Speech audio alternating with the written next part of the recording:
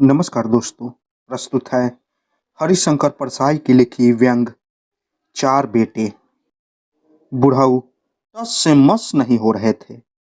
बड़े बड़े देवता ज्ञानी ऋषि मुनि समझा कर हार गए, पर बुढ़ऊ कहते ही रहे, मैं उस उल्टा का मुंह नहीं देखूंगा। हर तीजा पर रत जग्गा करती थी, रोज पूजा पाठ करती थी, उपवास और व्रत करती थी और वरदान मांगती थी कि मुझे जन्म जन्म में यही पति मिले। बड़ी प्रतिव्रता बनी फिरती थी। अब मेरी आंखें खुली। उसने मुझे जीवन भर धोखा दिया। हाय रे तिरिया चरित्र। 75 वर्ष पूरे करके बुढ़ऊ हाल ही में पुण्य प्रताप से स्वर्ग आए। यह स्वर्ग प्राप्ति के लिए पुण्य आवश्यक नहीं है। कभी कभी सिफारिशें या फसलूक में स्वर्ग मिल जाता है। इसके भी उदाहरण है।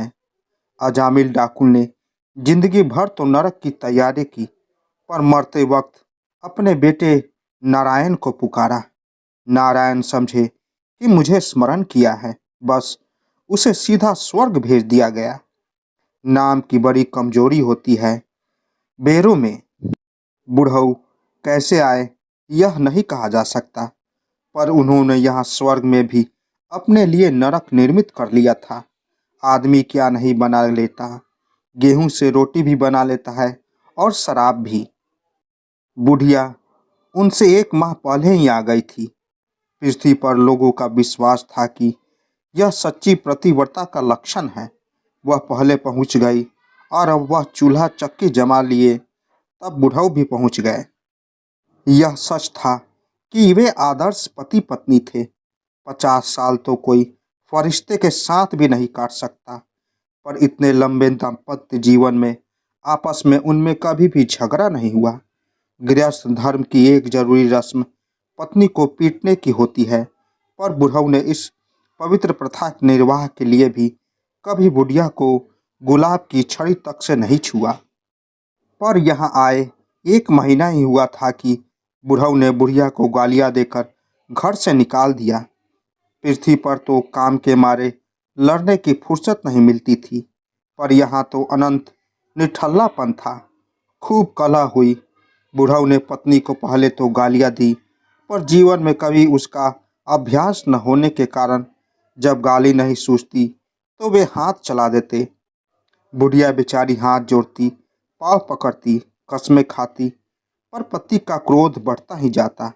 आखिर बुढ़ऊ ने उसे घर से निकाल दिया और स्वयं एक कोने में माथा ठोक कर बैठ गए।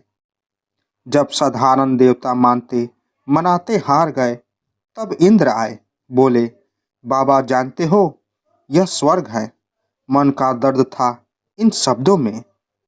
बुढ़ऊ ने क्रोध से कहा, हाँ जानता हूँ। मुझे यहाँ बुलाकर कोई एहसान नहीं किया है। अपने पुण्य की दम पर आया हूँ। इंद्र नरम पड़ गए। कहने लगे, सो तो ठीक है, पर मेरे कहने का मतलब है कि यहाँ ऐसा व्यवहार शोभा नहीं देता। बुढ़ऊ बड़ी कटु हंसी हंसे। उत्तर दिया, यह भी जानता हूँ कि यहाँ कुलटाओं को घर में रखना शोभा देता है, पर मैं तुम्हारी चाल नहीं चलूँगा।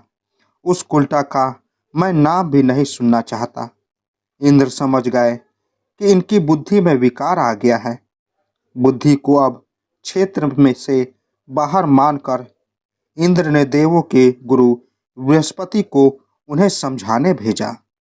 बृहस्पति बुद्धिमान थे, इसलिए बड़ी नम्रता से कहा, बाबा आप जैसा धर्मात्मा यहाँ शताब्दियों बाद आया है, वरना यहाँ असंख्य पापी छल से प्रवेश कर जाते हैं। प्रशंसा की दवा से बुढ़ऊ का पित्त कुछ शांत हुआ। बृहस्पति ने कहा, पर आप व्यर्थ का झंझट क्यों खड़ा करते हैं? थोड़े समय तो यहाँ आपको रहना है, फिर तो आप जंगल दफ्तर के बाबू के रूप में संसार में भेजे जाएंगे। क्यों? बुढ़ऊ ने बड़ी चिंता से पूछा। बृहस्पति ने समाधान किया, इसलिए कि आप जैसे कर्मशील व्यक्ति का निर्वाह इन आलसियों में कैसे होगा। इसलिए कहता हूँ कि जब थोड़े ही दिन यहाँ रहना है तो क्यों आपस में झगड़ते हो, उसे बुला लो। बुढ़ऊ की ढीली पड़ती हुई भ्रुकुटी फिर तन गई। बोले, नहीं, यह हरगिज नहीं हो सकता। बृहस्पति ने पैतरा बदला। बोले, आप नहीं मानोगे तो आपके जीवन कर्मों की जांच होगी। तब कहीं यह मालूम हुआ कि आपके 50 बघा 500 कैसे हो गए।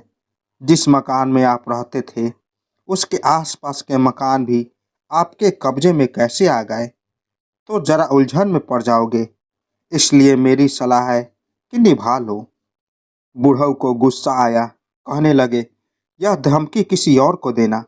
मैंने जो कुछ कमाया है मेहनत और ईमानदारी से, कह दिया कि मैंने कुछ उल्टा को हमेशा के लिए त्याग दिया। बस अब मैं कुछ नहीं सुनना चाहता।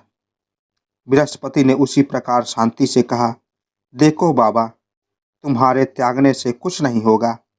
बुढ़िया पतिव्रता है और उसने अपनी भक्ति से यह वरदान पा लिया है कि तुम ही 7 जन्मों तक उसके पति होगे। बुढ़ऊ ने त्योरियों बदल कर कहा, ऐसा नहीं हो सकता, यह धांधली है। ऐसी धांधली तो मैंने हमारे यहाँ की कचहरी में भी नहीं देखी। सुनो, मेरे साथ यह धांधली नहीं चलेगी। बृहस्पति ने फिर पैंतरा बदला। बात यह है कि तुम्हारे मन में संदेह समा गया है, पर संदेह की भी दवा है। तुम बुढ़िया की अग्नि परीक्षा ले लो। अग्नि परीक्षा की प्रथा तो सनातन है। त्रेता में भगवती सीता ने भी अग्नि परीक्षा दी थी। बुढ़ऊ भी एक की काहियाँ थे। बृहस्पति को पकड़ा, फिर भी राम ने उन्हें त्याग तो दिया। बृहस्पति ने समाधान किया, इसलिए थोड़े त्याग की उन्हें सीता पर विश्वास नहीं था, बल्कि इसलिए कि वे मर्यादा पुरुषोत्तम श्री राम थे और उन्हें एक आदर्श उपस्थिति करना था। पर आपके सामने तो आदर्श वगैरह की झंझट है ही नहीं। आप अग्नि परीक्षा लेकर उसे स्वीकार करो।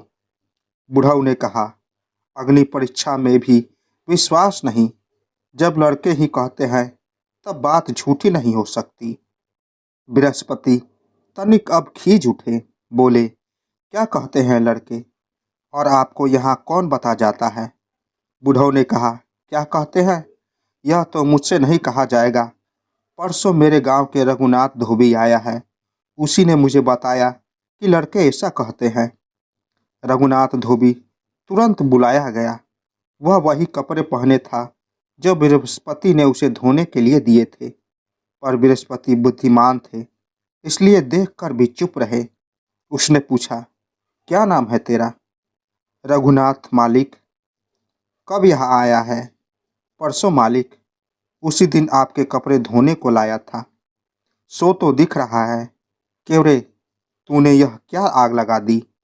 धोबी कुछ बोलने ही वाला था कि बृहस्पति ने बुढ़ऊ से पूछा, बाबा, तुम्हारा नाम क्या है? बुढ़ऊ ने कहा, जानकी नाथ। बृहस्पति चौंके। कोई पुरानी बात उन्हें स्मरण हो आई। बोले, सब उलझन तुम्हारे नाम ने खड़ी की है। त्रेता युग से धोबी इस नाम के पीछे पड़ा है। तुम धोबी की बात हरगिज न मानना। रघुनाथ ने कहा, महाराज, मेरी तो जात ही बदनाम है। से मेरे उस पुरखे सीता माता को झूठा कलंक लगाया, तब से हमारा बड़ा निरादर हो रहा है। पर मैं क्या करूं, बिना बताए भी नहीं बनता। आप ही बताइए, आप अगर 40 साल तक बाबा के कपड़े धोते और यहाँ आने पर बाबा आपसे बेटों का समाचार पूछते, तो क्या आप न बताते?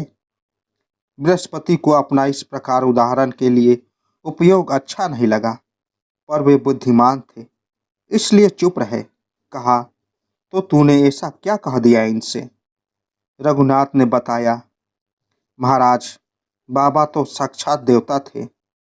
सारा झालाका अभी तक इनके गुण गाता है। 4 बेटे हैं, जैसे पिता वैसे ही लड़के, राम, लक्ष्मण, भरत, शत्रुघ्न, समझ लो। माता पिता की बड़ी सेवा करने वाले।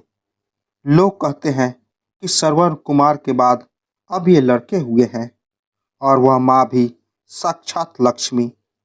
ऐसा अच्छा घराना कहीं नहीं था। जब बाबा यहाँ आए तो लड़के 3 दिन तक तो शुद्ध बुद्ध भूले रहे। पर 5वें दिन बेटों में बहस छिड़ गई कि बाप का श्राद्ध कौन करे, यानी पैसा कौन लगाए। भगवान की दया से और बाबा के पुण्य प्रताप से चारों लड़के मजे में हैं। 2 नौकरी करते हैं और 2 धंधा करते हैं। पर हर एक कहने लगा कि मैं पैसा नहीं लगाऊंगा। तब किसी सयाने ने समझाया कि कोई एक पैसा लगाकर श्राद्ध कर दे और पीछे बाबा की जायदाद में से उतना ले ले। इस पर एक ने पैसा लगाया, श्राद्ध हुआ। अब बोला कि मेरे 10,000 लग गए।